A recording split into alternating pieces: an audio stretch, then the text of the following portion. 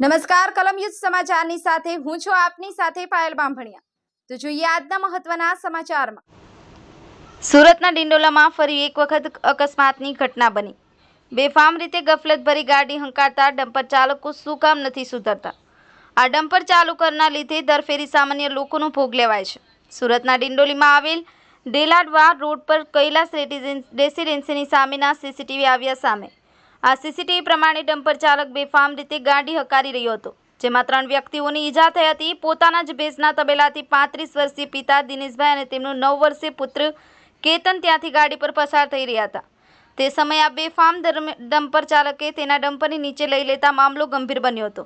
આ બંને પિતા પુત્રનો ચમત્કારી બચાવ થયો, પરંતુ તેમને પગના ભાગે ગંભીર ઈજા થવા પામી છે। આ દ્રશ્યમાં દેખાતા સમયે બે ગાડીને અડફેટે લીધી હતી અને જીએબીના થાંભલા સાથે અથડાયો હતો। ડિંડોલી પોલીસ દ્વારા ડમ્પર ચાલકની અટકાયત કરી આ મામલે વધુ તપાસ હાથ ધરી છે। બ્યુરો રિપોર્ટ, કલમ યુદ્ધ સમાચાર, સુરત।